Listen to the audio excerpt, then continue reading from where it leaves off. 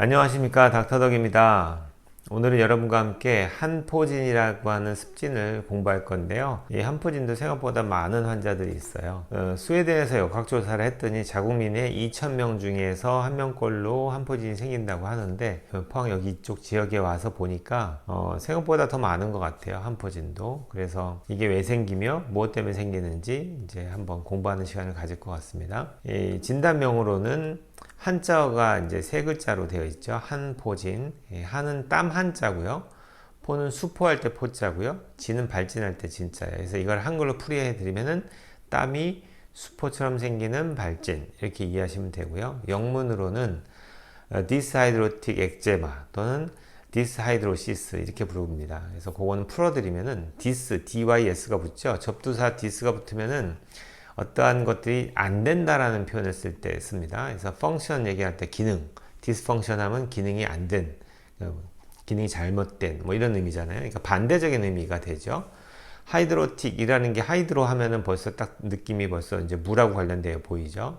결국에는 피부에서 물하고 관련된 게 땀샘밖에 없어요. 그러니까 땀샘에 문제가 있다라는 겁니다. 하이드로는 거기서 엑제마는 습진이죠. 습진이라는 카테고리가 되게 넓어요. 피부과 영역에서 교과서가 두께가 이만큼이라면은 그 중에서 이만큼이 거의 다 습진이라고 보시면 돼요. 그러니까 어떤 분들이 병원에 와서 이제 그동안에 어떻게 어떻게 오셨어요? 아니면 어떻게 진료받으셨어요? 이렇게 물어보시면은 그동안 습진 때문에 치료받았다고 이렇게 얘기하시는데 정확한 진단명은 아니죠. 습진이 어떻게 보면은 당신이 어디 삽니까? 이렇게 물어봤더니 나는 포항에 삽니다. 이렇게 얘기해야 되는데 제가 한강 이남에 삽니다. 이렇게 얘기하는 거랑 똑같잖아요. 틀린 말은 아니지만 정확하지가 않죠. 결국에는 이제 습진이라는 카테고리 안에 되게 많은 질환이 있어요. 그 안에 아토피도 들어가죠. 일단 오늘 배울 거는 디스하이드로틱 엑제마입니다. 결국에는 땀샘의 기능이 이상이 생길 수 있는 습진인 거죠. 그러니까 결국에는 땀샘의 문제라는 건 다 공통적이죠. 한포진의 의미도 그렇고 디스하이드로틱 엑제마나 디스하이드로시스도 마찬가지고요. 결국에는 그 진단명은 이름만 들어도 대충 이제 감이 오실 거예요. 손에 보시면은 제가 사진을 띄울 건데 손에 보면 오돌오돌하게 막 한포진 발진이 막 생기거든요. 주로 손발에만 생깁니다. 재밌는 거는 이렇게 쭉 해서 요 밑으로만 생기지 위로는 절대 안 생깁니다. 손도 그렇고 발도 그렇고요. 대부분 다 물집처럼 뽕뽕뽕뽕뽕 생기게 되는데 어떤 분들은 터져가지고 2차 감염도 되기도 하고 난리도 아니죠. 근데 이런 것들이 잘 생기는 게 땀샘이다 보니까 당연히 더운 환경에서 잘 생기겠죠. 그래서 제가 비유를 들 때 만약에 일주일 내내 비가 온다고 칠게요. 일주일 내내 비가 오시면은 적당한 양이 내리면 절대 이쪽 지역에 물난리가 날 리가 없죠. 근데 일주일 동안 내릴 비가 단 5분 만에 여기 다 내렸다고 치면 어떻게 될까요? 여기 물난리가 나고 난리가 나겠죠. 똑같은 개념입니다. 우리 몸에서 땀이 만들어질 때 적당량이 만들어져서 분비가 되면은 바깥으로 나가니까 아무 문제가 없죠. 근데 순간에 너무 많은 양을 만들다 보니까 그게 나갈 데가 없으니까 고이는 겁니다. 그러다 보니까 이제 안에 물집처럼 생기는 거죠. 그러면 문제는 땀은 내가 의식적으로 낼 수 있느냐? 그게 아니죠.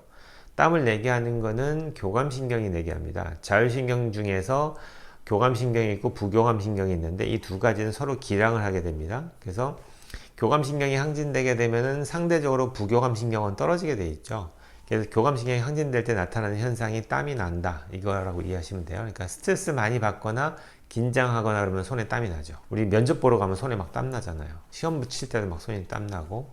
그러니까 스트레스 받거나 긴장하게 되면 땀이 나게 되는데 그게 자율신경이 조절하는데 남들은 적당량만 만들어내면 딱 멈추게 되는데 나는 어느 한 부위를 담당하는 자율신경이 이제 횟가닥 돈 거죠. 그래서 너무 많이 만든 거예요. 그러니까 나갈 데가 없으니까 고일 수밖에 없는 거죠. 그러니까 그게 이해가 안 되는 거죠. 왜 거기만 그런 식으로 자율신경의 교란이 왔느냐. 거기까지는 이해가 안 돼요. 그냥 온 거죠.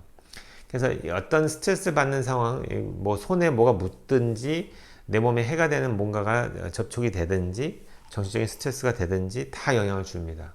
그래서 이게 반복되는 사람들도 너무 자주 반복이 돼요.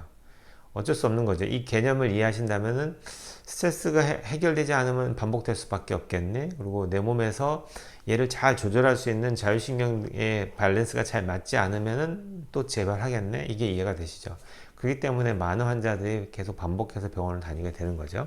그러니까 저희들이 주는 약이라는 게 근본적으로 이런 한포진을 치료하고 생기지 않게 하는 약을 주는 게 아닙니다. 약은 몇 번 강조하지만 다 증상 완화제일 뿐이에요. 그래서 스테로이드를 바르게 되면은 여기서 일어나는 일시적인 염증 반응과 면역 반응들을 셧다운 시켜주기 때문에 내가 가려움증이라든지 이런 것들이 좀 완화되고요. 그렇게 되기 때문에 호전되는 것처럼 보이는 거죠. 그래서 이게 주로 더운 환경에서 더 심해진다는 거는 다 이해가 되시죠? 그렇기 때문에 좀 온다 싶을 때는 제일 좋은 거는 손을 좀 시원한 물에 좀 담궈 놓고 있는 것도 조금은 도움이 됩니다. 그래서 일단 이렇게 땀샘이 나오는 걸 일단 빨리 딱 잡아주는 거죠, 우리가. 그 다음 나머지는 뭐 어쩔 수 없이 스테로이드를 쓰게 되는데요.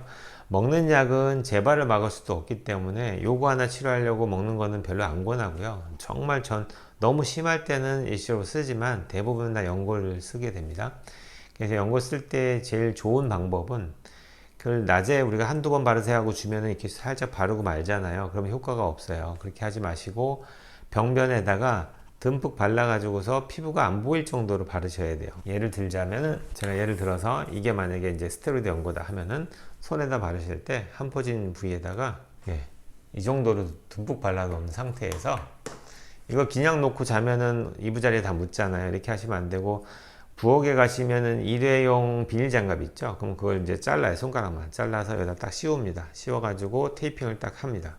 그렇게 되면은 여기만 얘가 이제 묻어 있는 상태가 되는 거죠. 그렇게 해놓고 이게 이제 이렇게 해서 연고하고 같이 묻어 있겠죠. 이런 식으로 연고에 묻어 있고 여기는 이제 비닐이 쌓여져 있는 거죠.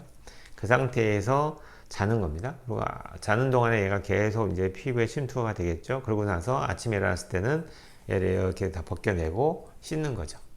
그렇게 하시면은 훨씬 더 효과적으로 한포진이 일단 잡히거든요. 일단 치료는 그렇게 해서 하면 되긴 되는데 문제는 그걸 했다고 해서 지금 교감신경이 항진된 게 해결되지도 않았을 뿐더러 얘가 반복되는 이유가 잡힌 것도 아니잖아요. 그러니까 그렇기 때문에 한포진 환자들은 대부분 재발해서 병원을 올 수밖에 없어요. 그래서 이런 분들도 역시 왜 이렇게 틀어져 있는지, 자율신경이 왜 틀어져 있는지에 대해서 찾아야 돼요.